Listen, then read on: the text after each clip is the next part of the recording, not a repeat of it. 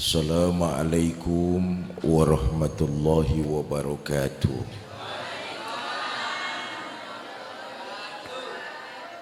Alhamdulillah, salatu wassalamu ala rasulillah, amma ba'du.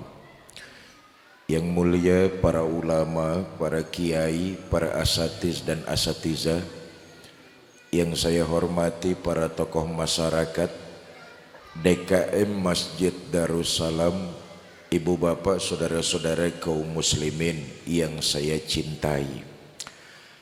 Alhamdulillah, bersyukur kita kepada Allah. Hari ini Allah takdirkan kita menjalankan ibadah puasa. Sebab ibadah puasa itu ibadah yang sangat istimewa. Yang dipanggil melaksanakan ibadah puasa orang-orang yang khusus. Apa panggilan Quran? Ya ayyuhallazina amanu kutiba alaikumusiyam. Hai orang-orang yang beriman. Kalau beriman maka dia akan terpanggil untuk melaksanakan ibadah puasa. Makanya ini istimewa. Yang dipanggil mengerjakan ibadah puasa hanya orang-orang beriman. Yang merasa beriman maka dia akan mengerjakan ibadah puasa. Sama juga begini, di depan rumah kita itu lewat 3 tukang jajanan, tukang bakso, tukang somai, tukang cilok. Kita panggil tukang bakso, Mas, bakso berhenti sebentar. Kira-kira tukang bakso berhenti apa tidak? Berhenti apa tidak? Tukang somai sama tukang cilok berhenti apa tidak? Itulah bedanya. Tukang bakso karena merasa dipanggil tentu dia akan berhenti. Sementara tukang somai dan tukang cilok dia nggak merasa terpanggil, maka bablas jalan terus. Ahlan wa sahlan. Silakan monggo. Monggo.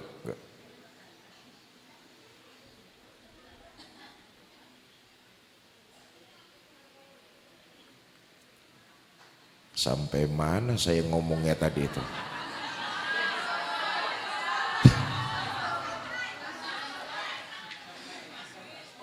Tukang bakso karena merasa terpanggil dia berhenti, betul? Begitulah gambarannya. Yang dipanggil ya ayyuhallazina amanu, orang-orang yang beriman. Kalau merasa beriman terpanggil melaksanakan ibadah puasa. Kalau enggak merasa orang beriman, bablas enggak ngerjain puasa. Betul apa tidak? Dalam Islam tuh boleh enggak berpuasa, boleh, tapi syaratnya ketat. Pertama, yang boleh enggak berpuasa anak kecil nih, belum akhil balik, boleh enggak berpuasa. Yang kedua, sakit. Kalau berpuasa dikhawatirkan kondisi kesehatannya makin parah, boleh tuh orang sakit enggak puasa. Yang ketiga, musafir, sedang perjalanan, boleh enggak berpuasa. Yang keempat, kehilangan akal sehat alias gendeng, boleh enggak berpuasa.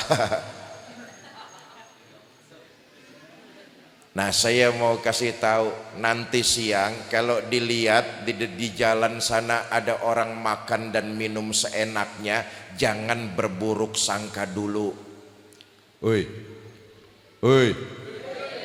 Kalau di jalanan saudara melihat ada orang makan dan minum seenaknya, jangan berburuk sangka dulu.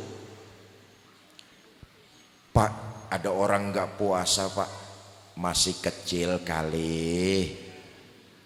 Sudah besar kok, Pak. Sakit kali. Sehat, Pak. Musafir kali. Enggak kok, Pak, netap. Ya sudah, yang keempat jawabannya. Terusin aja sendirilah. Bapak Ibu saudara-saudara, ini ibadah istimewa. Alhamdulillah kita bersyukur kepada Allah, kita melakukan dan menjalankan ibadah puasa. Bapak Ibu, ulama mengkategorikan puasa itu ibadah sirriyah. Apa ibadah sirriyah? Ibadah yang cuma pelaku dan Allah saja yang tahu. Kita dan Allah saja yang tahu. Sirriyah. Makanya ibadah puasa itu susah dimasuki penyakit riya. Mau dilihat orang. Oi, Bu. Oi. Pembagian santunan ya.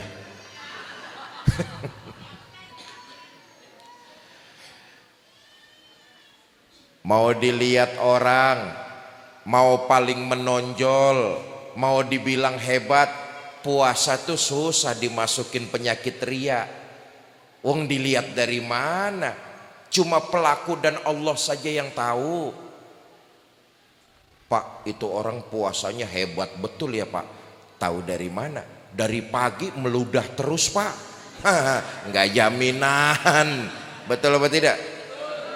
Susah dimasuki unsur ria. Pengen dilihat orang paling hebat, pengen menonjol dari orang lain, nggak bisa. Sirriyah nih. Beda sama ibadah-ibadah yang lain, gampang dimasuki penyakit ria. Haji dan umroh, sedesa orang tahu. Betul apa tidak? Sholat saja nih, sholat masih bisa dimasuki penyakit ria. Disuruh jadi imam, mentang-mentang di belakangnya ada calon mertua. Takbirnya dipaseh-pasehin kayak 14 tahun mukim di Mekah. Allahu Akbar. Di belakang ada calon mertua, ria tuh. Puasa nih nggak bisa dimasuki unsur ria. Kenapa? Pelaku dan Allah saja yang tahu. Contoh nih, nanti jam 1 siang saudara masuk ke rumah, masuk ke dalam kamar, kunci pintu rapet-rapet. Makanlah saudara di kamar sekenyang-kenyangnya. Minumlah saudara sepuas-puasnya. Selesai makan dan minum, lap bibir saudara sampai kering. Buka pintu rumah, jalan keluar. Lihat anginnya goyang kemana. Kalau anginnya goyang ke kanan, saudara jalannya miring-miring ke kanan. Kalau saudara anginnya menghembus ke kiri, saudara jalannya miring-miring ke kiri. Saya yakin jangankan Pak RT, pasangan kita aja nggak tahu kalau kita puasa apa tidak. Betul apa enggak? Nih hebatnya ibadah puasa nih. Nah, yang dipanggil orang beriman. Saudara begini, ada dua yang membatalkan. Ada yang membatalkan puasa, ada yang membatalkan pahala puasa. Nah ini beda nih. Pertama, membatalkan puasa. Ini umumnya kita paham dan tahu. Makanya kita hindari jangan sampai batal puasa kita. Apa saja yang membatalkan puasa? Pertama,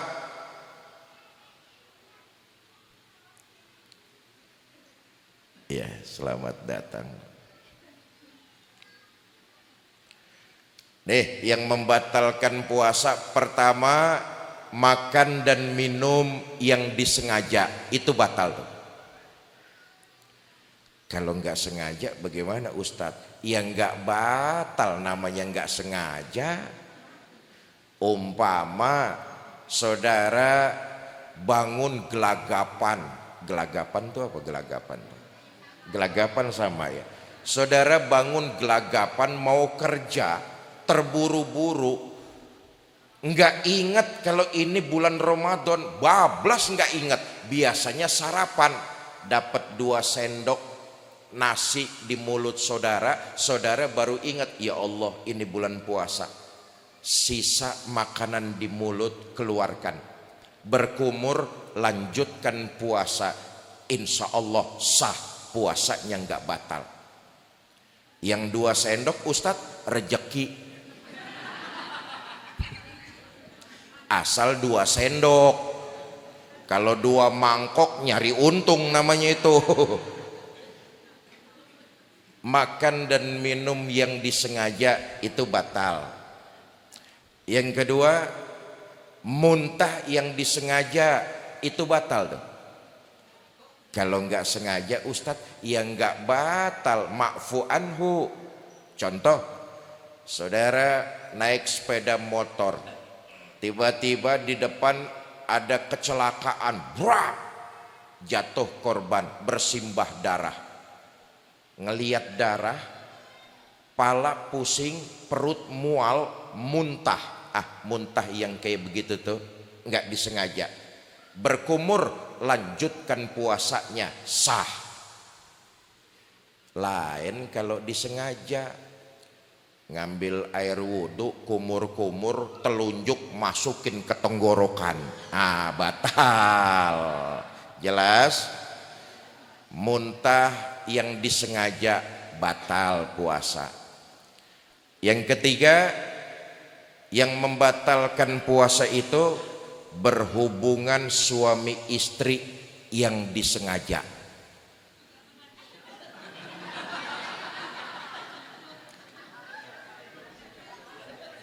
Kalau nggak sengaja bagaimana Ustadz? Ya nggak batal, wong nggak sengaja, cuma kok goblok temen.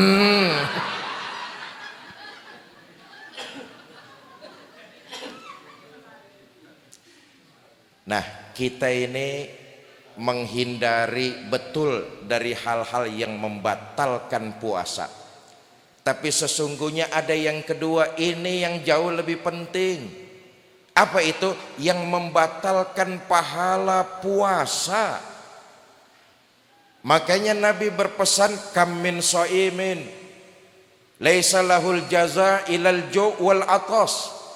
Berapa banyak orang yang menjalankan puasa tapi dia nggak dapat apa-apa, cuma menahan rasa lapar dan haus saja. Kemana pahalanya? Habis, hilang, sirna. Pahala ibadah puasa. Apa saja yang membatalkan pahala ibadah puasa kita? Anggota badan kita nih.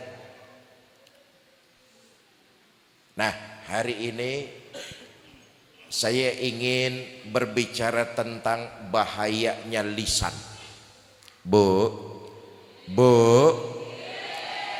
mata ini bisa menghilangkan pahala puasa kita. Telinga, pendengaran ini bisa menghilangkan pahala puasa kita. Tangan, kaki bisa menghilangkan pahala puasa kita. Karena itu jaga anggota badan kita, jangan sampai menyebabkan kita kehilangan pahala puasa. Lisan ini luar biasa nih, menyebabkan kita jadi manusia muflis, manusia yang rugi. Kenapa? Tak terasa memang bentuknya kecil, enak buat digunakan, apalagi sambil mengulur-ngulur waktu, nunggu datang beduk maghrib terdengar, lalu ngobrol ngalor ngidul. Mula-mulanya memang ngobrolnya ngalor ngidul, tapi lama-lama ada unsur hoax, ada unsur kebohongan, ada unsur fitnah, ada unsur ghibah. Itu semua menghancurkan pahala puasa kita. Na'udzubillah min. Jaga nih lisan kita, jangan sampai pahala puasa kita nol, nggak ada apa-apanya di sisi Allah Subhanahu wa taala. Begini, lisan ini terjemahan dari hati. Orang kalau hatinya bersih, maka lisannya itu yang keluar kalimat yang baik-baik.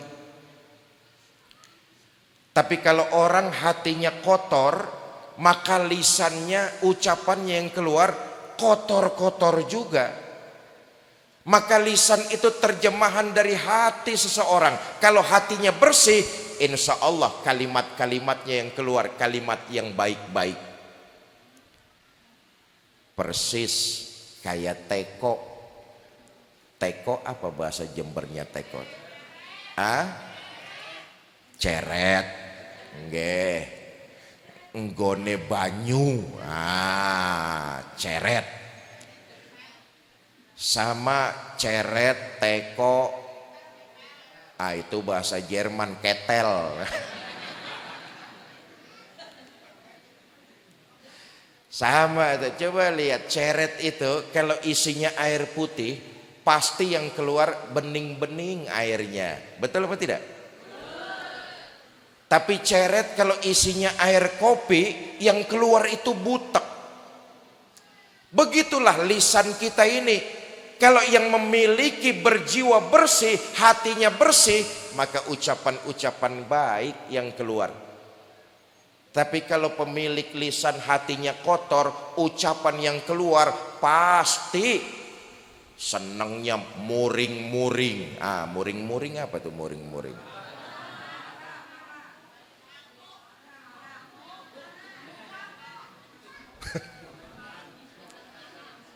Mengumpat, sumpah serapah, mencaci maki orang. Tuh hatinya enggak bersih, hatinya sakit. Orang kalau hatinya sakit, pasti ucapannya yang keluar senengnya nyakitin hati orang lain. Ngerasa bener sendiri, lalu ngata-ngatain orang. Nih hatinya sakit nih. Ada di sini kayak begitu ngata-ngatain orang lain. Yang mana orangnya?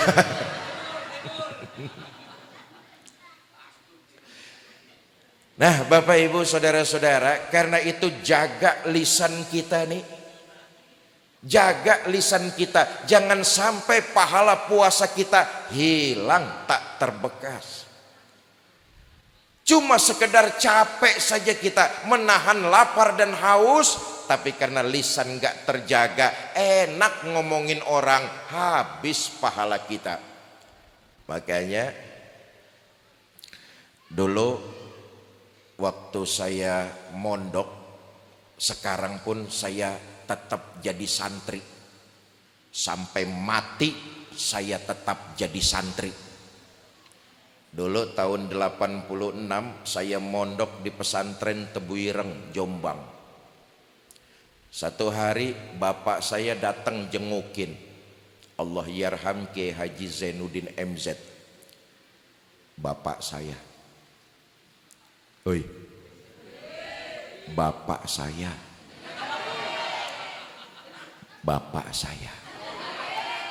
Ibu kenal sama Kiai Zainuddin MZ? Kenalan di mana? Kenal. So kenal.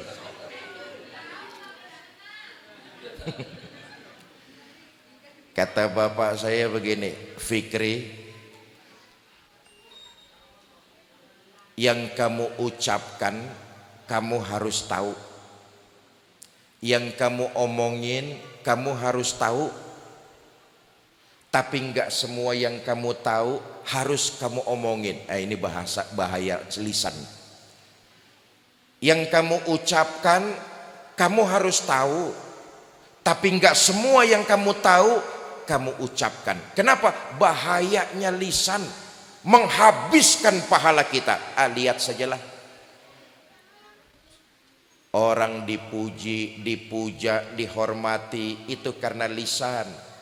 Orang disenengin, digandrungin, itu karena lisan.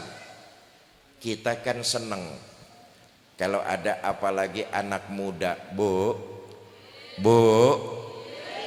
ada anak muda tutur katanya lembut, sopan, suaranya pun pelan. Seneng nggak sama anak muda yang bertutur kata sopan? Seneng apa enggak? Begitulah, lisan kita ini bisa menyebabkan kita disanjung, dipuji dan dipuja.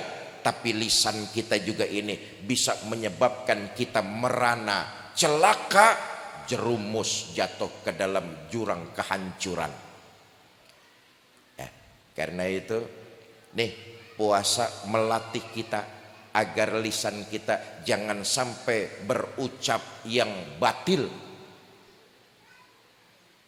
Dilatih dengan ibadah puasa supaya lisan kita ini mengucapkan sesuatu yang baik-baik saja. Karena itu saya titip pesan, bu, nih mohon maaf, biasanya kebanyakan kaum wanita nih, makanya pantes ya Nabi itu waktu pulang Isra Mi'raj, beliau cerita sama sahabat. Kata Nabi, saudara-saudara, saya waktu Isra Mi'raj diperlihatkan oleh Allah penghuni neraka. Lalu ya Rasulullah, di neraka itu yang terbanyak kaum wanita. Neraka.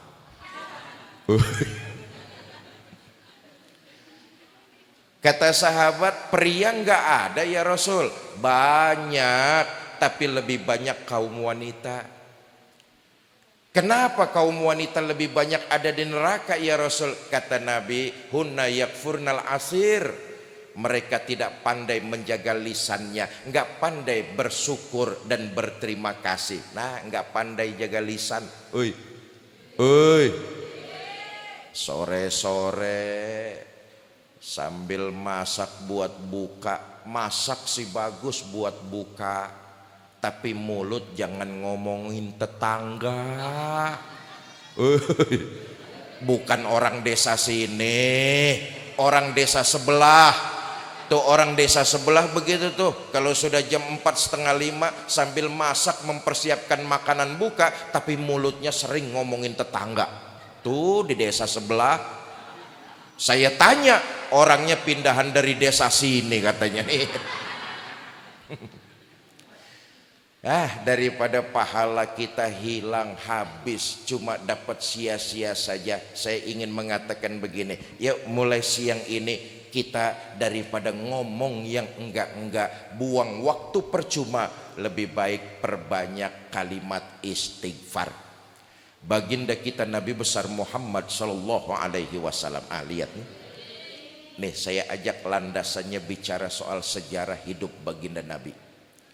Nabi itu puasanya paling hebat, betul apa tidak? Nabi itu sholatnya paling khusyuk. Nabi itu sedekahnya paling berani. Nabi itu hajinya paling mabrur. Tapi lihat, Nabi sehari semalam istighfarnya enggak kurang dari 80 kali. Allahumma sholli wa sallim wa barik alaih. Puasanya paling hebat, sholatnya paling khusyuk, sedekahnya paling berani, hajinya begitu sempurna, dosanya sudah mendapat jaminan ampun dari Allah. Sehari semalam Nabi istighfarnya enggak kurang 80 kali. Dalam riwayat yang lain disebutkan Nabi itu istighfarnya sehari semalam 100 kali. Lisan enak digunakan, tapi efeknya luar biasa, sangat merugikan. Hilang pahala puasa kita. Daripada kita menggunakan lisan yang enggak-enggak, lebih baik kita dawamkan kalimat istighfar. Kan enak tuh, sambil goreng buat buka, Sambil goreng tahu istighfar, sambil nyiapin minum buat suami istighfar. Bu, kalau mau buka suaminya disiapin makanan apa enggak? Enggak. Daripada membuang waktu percuma dengan tidak adanya nilai plus di sisi Allah, maka lebih baik kita dawamkan dalam bentuk menjaga lisan, dawamkan istighfar.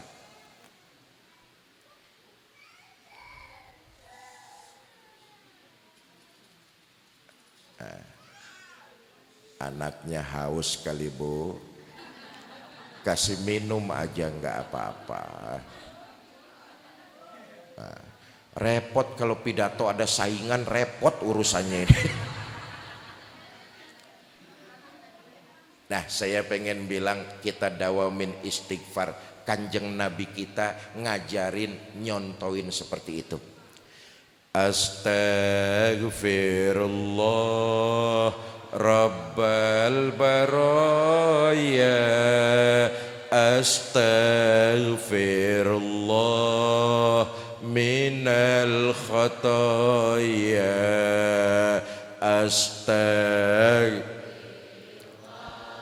Allahumma arhamna fa innaka khairur rahimin, Allahumma ansurna fa innaka khairun nasirin, Allahumma ighfir lana fa innaka khairul ghafirin, Allahumma iftah lana fa innaka khairul fatihin, Allahumma rzuqna fa innaka khairur raziqin birahmatika ya arhamar rahimin.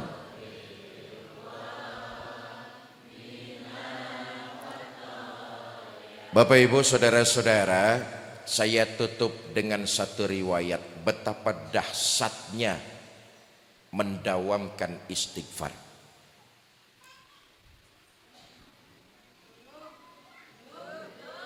Iya, saya cuma ngelihat jam doang.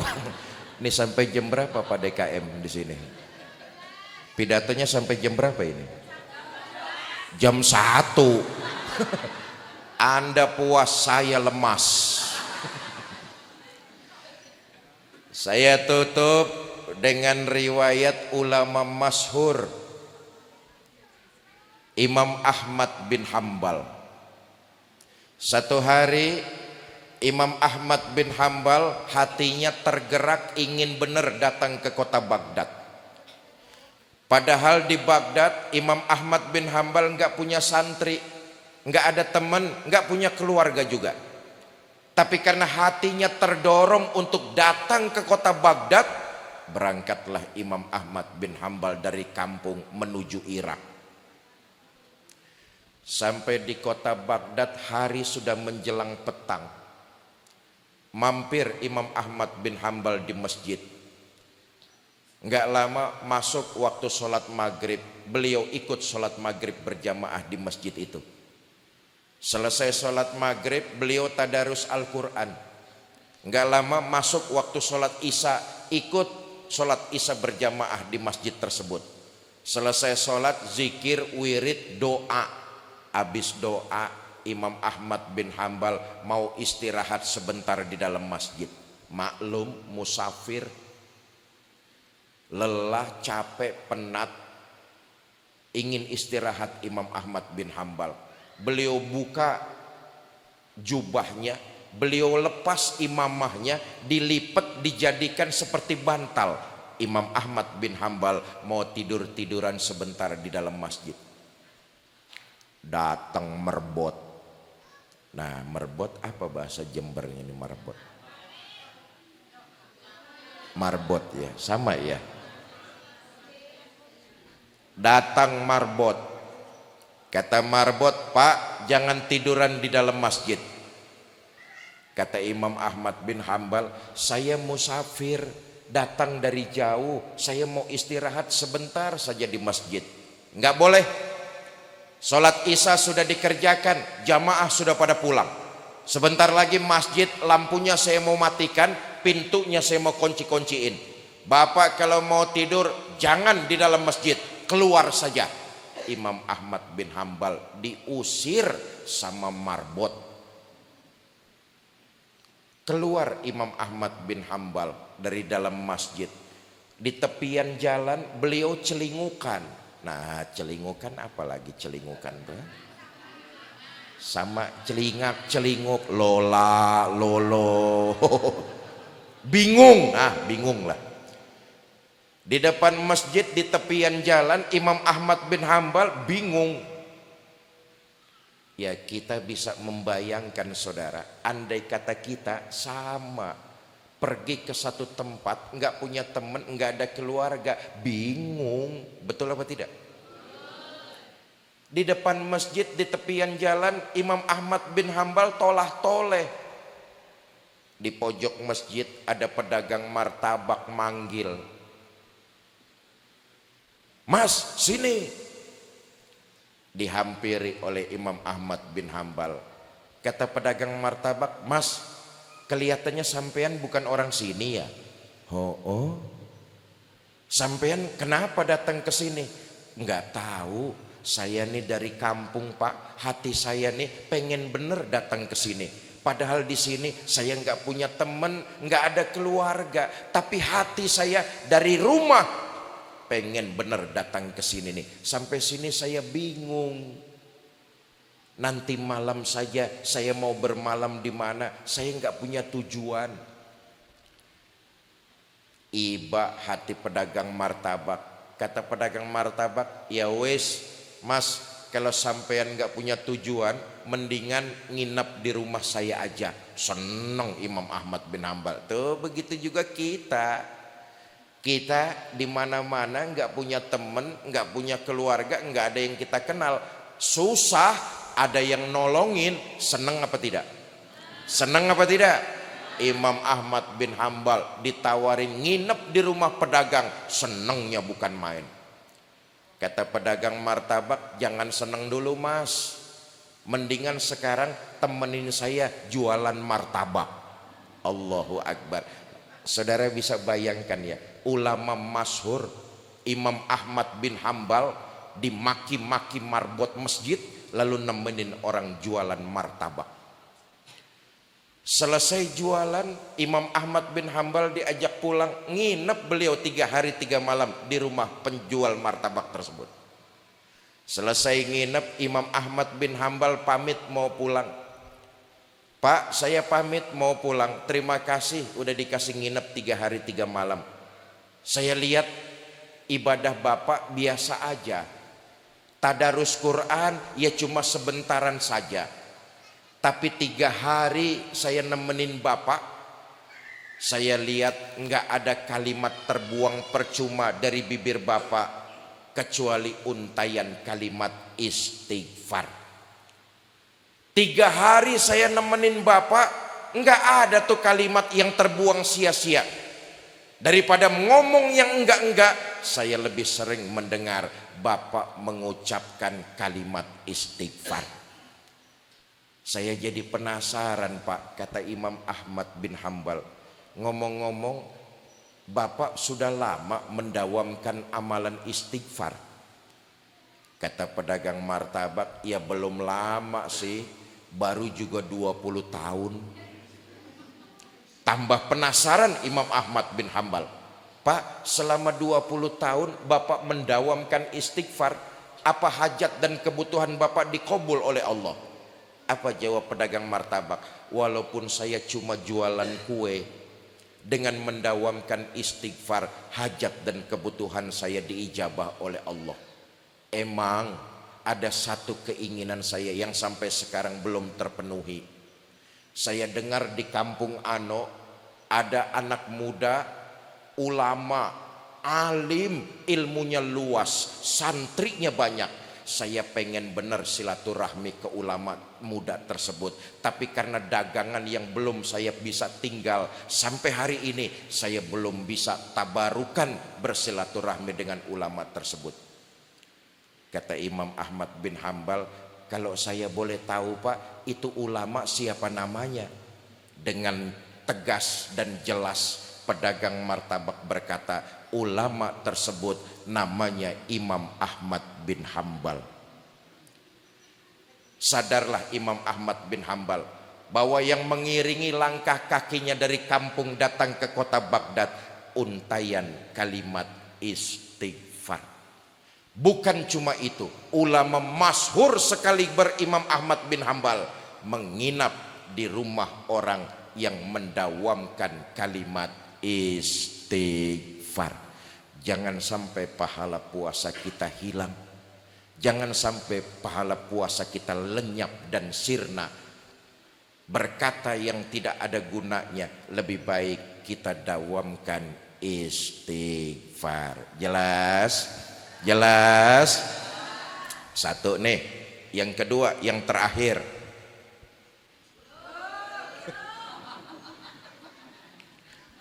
Bojone sopo sih ku? Yang kedua, yang terakhir nih, Ramadan disebut juga Syahrul Ibadah. Bulannya kita meningkatkan kualitas amaliyah ibadah. Siang kita berpuasa, malam qiyamul lail, tadarus Quran. Apalagi hari ini kita berkumpul di Masjid Darussalam. Oh, luar biasa. Mudah-mudahan ini bernilai ibadah dan berlipat ganda pahalanya di sisi Allah Subhanahu wa taala. Syahrul ibadah. Enggak ada jaminan tahun depan, Ramadan tahun depan kita bisa berjumpa lagi. Amin, amin.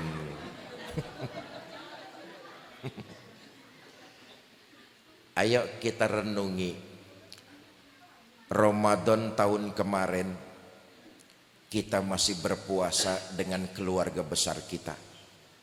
Tapi Ramadan tahun ini di antara mereka sudah ada yang pergi meninggalkan kita. Betul apa tidak? Tahun kemarin kita masih taraweh tadarus Quran bersama teman-teman kita. Tapi Ramadan tahun ini sudah ada di antara mereka yang pergi meninggalkan kita. Itu artinya kita nggak ada jaminan Ramadan tahun depan masih bertemu lagi apa tidak. Karena ini Syahrul Ibadah, maka jadikan momentum Ramadan tahun ini harus lebih baik dari tahun yang lalu. Karena memang tidak ada jaminan umur kita bisa sampai kepada Ramadan tahun depan. Jangankan Ramadan tahun depan, nanti sore saja nggak ada yang bisa menjamin kehidupan kita. Betul apa tidak? Gunakan waktu ini untuk memperbanyak nilai-nilai ibadah. Apalagi di bulan Ramadan, tadi sudah saya katakan yang dipanggil untuk melaksanakan ibadah orang-orang beriman. Tujuan akhirnya agar kita mendapat label dari Allah, la'allakum, orang-orang yang bertakwa. Maka gunakan momentum ini sebaik-baiknya untuk meningkatkan kualitas ibadah kita. Bapak Ibu saudara-saudara mau meningkatkan kualitas ibadah? Oh, yang jawab 30 orang. Nih yang hadir 100 orang ada enggak nih? Lebih? 200 orang? Lebih? 2000 orang. Campur yang goib di sawah-sawah. Nah, saya tanya sekali lagi, Bapak Ibu saudara-saudara mau meningkatkan kualitas ibadah? Mau memperbanyak kebaikan? Nah, saya tes yang ini bersama dengan saya. Bapak Ibu saudara-saudara mau ikut sedekah? Bawa uang berapa? 2000.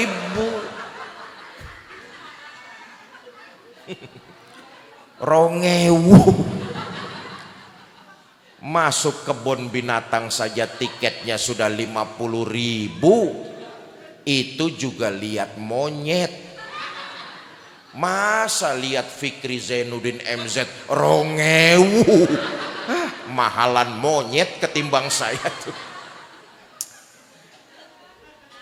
Kita tahulah yang namanya ibadah sedekah itu kan yang penting ikhlasnya. Betul apa tidak? Soal besarnya mah nomor 1. Buat apa sedekah kecil kalau nggak ikhlas? Mendingan sedekah besar tapi ikhlas. Bu, bu, di belakang ada yang nyautin, Ustadz saya nggak bawa uang piye Ustadz. Nah ini penyakit nih. Saya kasih tahu, mumpung bulan Ramadan jangan dibiasain kalau ke masjid, ke pengajian nggak bawa duit. Oi, oi. Nih, kita mau ke Banyuwangi bawa uang 2 juta masih khawatir takut kurang. Betul apa tidak? Ini semuanya nih mau ke akhirat, kok nggak bawa uang, nekat. Hadis yang diriwayatkan Imam Tirmizi, Nabi pernah ditanya oleh sahabat, ayu sedekatin afdol ya Rasulullah, ya Rasul, sedekah yang paling afdol itu saat apa? Kata baginda Nabi, sedekah fi syahri Ramadan, pada saat di bulan Ramadan. Makanya Jumat berkah itu diganti menjadi takjil. Lihatlah, orang-orang muslim berlomba-lomba memberikan takjil, baik secara pribadi maupun dikoordinir di masjid. Kenapa? Kata Nabi, orang yang bersedekah memberikan makan dan minum kepada orang yang berpuasa, pahalanya sama sebanyak orang yang sedang berpuasa. Ini jadi motivasi, jadi semangat buat kita. Makanya kata Nabi, sedekah yang afdol ada di bulan Ramadan. Bu, teman-teman nanti akan mengitarkan kotak-kotak amal, ibu bapak diisi seikhlasnya. Kalau yang terlanjur nggak bawa uang, ya sudah nggak apa-apa. Nanti petugas kotak amal sampai depan ibu pinjam dulu sama tetangga sebelahnya. Kalau tetangga sebelahnya sama-sama nggak bawa uang, ya sudah, ibu pura-pura saja masukin tangan ibu ke dalam kotak amal. Tapi jangan ngambil yang di dalam. Bapak Ibu, saya titip pesan, ini berkaitan dengan amalan sedekah. Mulai hari ini dan seterusnya, di bulan Ramadan, bulan yang penuh keberkahan, kalau Bapak Ibu melakukan amalan sedekah, niatkan pahala sedekahnya kirim buat keluarga yang sudah meninggal dunia. Hakul yakin pahala itu akan sampai kepada mereka dan mereka senangnya luar biasa. Semua kita nih punya keluarga, semua kita punya ibu dan bapak, betul apa tidak? Kalau mereka masih ada, terus berbakti. Kalau mereka sudah tidak ada, kirimkan doa dan pahala sedekah yang kita lakukan dari alam dunia. Tanpa mengurangi pahala kita, pahala itu akan sampai kepada mereka dan mereka senangnya luar biasa. Ibu bapak kita yang sudah wafat, hari ini, saat ini berkalang di dalam tanah. Dan kita pun pasti akan nyusul masuk ke dalam kubur. Alam kubur bukan tahayul, akhirat bukan khurafat. Semua kita akan mengalami di situ tuh. Tapi ibu dan bapak kita yang sudah wafat,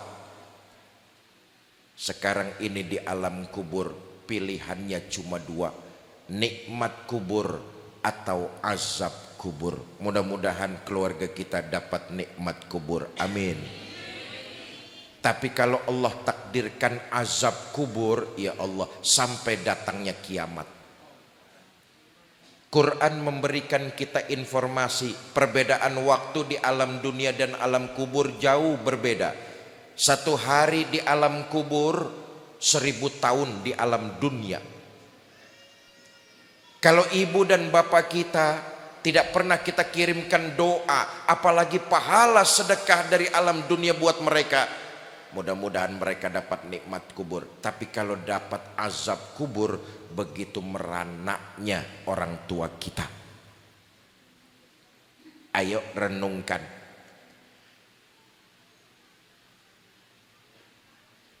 Ibu bapak kita perjuangannya luar biasa. Tanpa mereka kita bukan siapa-siapa.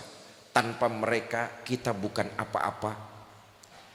yang kita miliki hari ini, yang kita rasakan saat ini, yang kita nikmati sekarang ini, itu buah dari perjuangan dan pengorbanan ibu bapak kita. Andai kata dunia dan seisinya kita persembahkan buat ibu bapak kita, nggak akan bisa tertebus jasanya.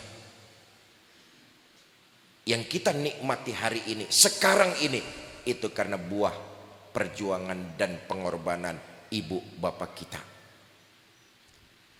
Kalau mereka masih ada, teruslah berbakti. Kalau mereka sudah tidak ada, kirimkan doa. Allahu Akbar. Sehari semalam kita sholat 5 waktu. Bacakan Fatihah di jamak saja. Bacakan Fatihah 5 kali kita kirimin tiap hari sholat 5 waktu. Mereka senangnya luar biasa. Dan mudah-mudahan Allah jadikan kubur mereka rodoh min riyadil jannah. Ada pepatah Arab mengatakan mafil abfil abna, apa yang dikerjakan orang tua akan diikuti anak-anaknya juga. Kalau kita rajin tawasul, mendoakan ibu bapak kita, mengirimkan mereka hadiah pahala sedekah kita, yakinlah satu saat nanti pasti anak keturunan kita terus akan mengirimi kita pahala seperti yang kita kirimkan kepada ibu bapak kita. Tapi kalau kita cuek, nggak peduli, masa bodoh dengan orang tua, jangan berharap kita akan merasakan begitu masuk ke alam kubur, anak keturunan kita nggak pernah ngirimin kita doa dan pahala sedekah. Itu yang mereka lakukan. Kenapa? Karena waktu itu kita masih hidup di alam dunia. Itu pula yang kita lakukan kepada ibu dan bapak kita. Mafil abfil abna, apa yang dikerjakan orang tua akan diikuti anak-anaknya juga. Akhirat bukan khurafat, alam kubur bukan tahayul. Perbedaan waktunya sehari di dalam kubur, 1000 tahun di alam dunia. Di alam kubur itu sudah mulai manusia terbelah. Ada yang dapat nikmat, ada yang dapat azab. Sebelum di alam mahsyar, alam kubur sudah nyata. Ada yang dapat nikmat kubur, ada yang dapat azab kubur. Azab kubur itu bisa diringankan dengan kiriman. Makanya ada riwayat, setiap hari Jumat roh-roh orang Islam itu berkumpul. Mereka mengais-ngais pahala. Pahala apa? Kiriman doa dari kaum muslimin yang ada di alam dunia. Allahu Akbar. Tiap hari Jumat mereka berkumpul, mengais-ngais pahala kiriman dari kaum muslimin di alam dunia. Tuh khutbah kedua, khotib di mimbar berdoa, Allahumma gfir lil muslimina wal muslimat, mu'minina wal mu'minat, al ahya'i minhum. Bayangkan, jangan sampai mereka yang berkumpul seminggu sekali, itu artinya 7000 tahun. Di alam kubur 7000 tahun.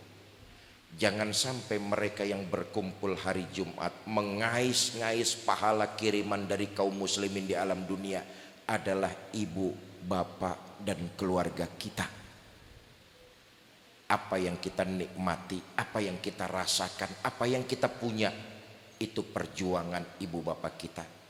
Birrul walidain, walaupun mereka sudah wafat, masih bisa kita berbakti dengan mendoakan dan kirimkan pahala sedekah dari alam dunia buat mereka. Nah, Bapak Ibu, saudara-saudara, ini hari keempat saya muter di kota Jember. Dari hari Jumat kemarin sampai besok malam, insya Allah saya langsung kembali lewat Surabaya ke Jakarta. Waktu datang ke Jember hari Jumat via Banyuwangi, insya Allah besok malam via Surabaya, pesawat pagi kembali ke Jakarta. 5 hari nggak terasa di Jember. Nggak bawa istri, mumet ndas. Nah, saya terima kasih kepada para tokoh masyarakat, para asatiz, para ulama dan DKM Masjid Darussalam serta teman-teman dari Yayasan Cinta Darud Dakwah. Yayasan ini dipimpin oleh Ustadz Hardi, dibina oleh Ustadz Restu. Nih, yayasan lembaga yang memprakarsai saya di kota Jember nih sekarang ini.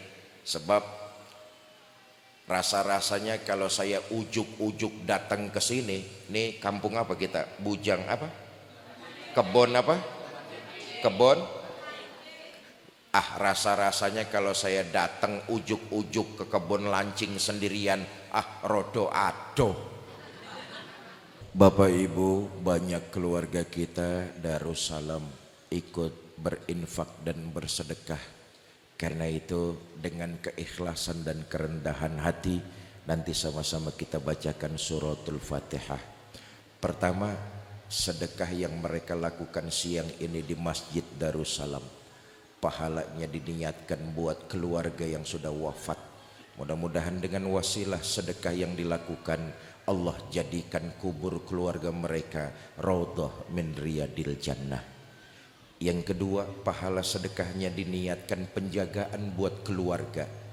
Kalau ada yang sakit, mudah-mudahan dengan wasilah sedekah Allah angkat penyakitnya, Allah berikan kesembuhan seperti sedia kala. Buat anak keturunannya yang sedang bekerja, ikhtiar berusaha dan menuntut ilmu, dengan wasilah sedekah mudah-mudahan Allah berikan kemudahan dan kelancaran dalam segala aktivitasnya. Yang ketiga, pahala sedekah ini diniatkan hajat dan keinginan yang selama ini masih terpendam, dengan wasilah sedekah mudah-mudahan segera Allah ijabah. Ada yang hajatnya ingin melaksanakan haji atau umroh, ada yang hajatnya ingin segera punya menantu yang baik, ada yang hajatnya kepengen segera punya cucu, ada yang hajatnya kepengen rumah tangganya sakinah mawadah dan rahmah, ada yang hajatnya kepengen anak-anaknya masuk pondok pesantren, memperdalam agama dan jadi penghafal Al-Quran, ada yang hajatnya kepengen masalahnya cepat selesai. Hajat dan keinginan baik-baik tersebut dengan wasilah sedekah mudah-mudahan segera Allah ijabah. Bitilkal niyah sayulillahi lahumul Fatihah. A'udzubillahi minasyaitonirrajim. Bismillahirrahmanirrahim. Alhamdulillahirabbil alamin. Arrahmanirrahim. Maliki yaumiddin. Iyyaka na'budu wa iyyaka nasta'in. Ihdinas siratal mustaqim. Rabbi ighfir lana wa liwalidayna amin. Astaghfirullahalazim. Allahumma salli wa sallim wa barik ala sayyidina Muhammad wa ala alihi wa sahbihi ajma'in. Allahumma ya muyassir kulli asir, yassir alaina kulla asir, fatafsirul asir alaika yasir. Allahumma man la yahtaju ilal bayani wa tafsir, hajatuna ilaika kathir, wa anta alimun biha wa basir. Allahumma inna nakhafu minka wa nakhafu mimman nakhafu minka wa nakhafu mimman la yakhafu minka. Allahumma ighfir lahum warhamhum wa'afihim wa'fu anhum waj'alil jannata maswahum wa akrim nuzulahum wa wasi' madkhalahum wa nawwir kuburahum bi rahmatika ya arhamar rahimin. Allahumma bihurmatin habibika sayyidina Muhammadin sallallahu alaihi wasallam la tu'azzibhum la tu'azzibhum la tu'azzibhum. Rabbi ighfir lana wa liwalidayna warhamhuma kama rabbayana saghira wa li jami'il muslimina wal muslimat mu'minina wal mu'minat al ahya'i minhum wal amwat. Rabbana atina fid dunya hasanah wa fil akhirati hasanah wa qina azabannar. Sallallahu ala sayyidina Muhammad wa ala alihi wa sahbihi wa sallam wa akhiru da'wana anil hamdulillahi rabbil alamin. Ibu bapak, ini saja yang dapat saya sampaikan. Mudah-mudahan ada manfaat, lebih kurang saya mohon maaf. Wallahul muwafiq ila aqwamit thariq. Assalamualaikum warahmatullahi wabarakatuh. Waalaikumsalam warahmatullahi wabarakatuh. Jazakumullah khairan katsiran untuk Ustaz Kiai Haji Fikri Haikal Zainuddin MZ. Jazakumullah untuk DKM Masjid Darussalam dan segenap pengurus. Jazakumullah khairan katsiran untuk Lazma Atullah Zais Lembaga Amil Zakat Mambaul Aziz. Untuk semua yang telah hadir, kami ucapkan juga jazakumullah khairan katsira. Usai sudah tabligh kabar kita pada siang kali ini, mari kita tutup bersama dengan doa kafaratul majlis. Subhanaka Allahumma bihamdika asyhadu an la ilaha illa anta astaghfiruka wa atubu ilaik. Dari kami mohon maaf bila ada salah dan khilaf. Billahi taufiq wal hidayah. Wassalamualaikum warahmatullahi wabarakatuh.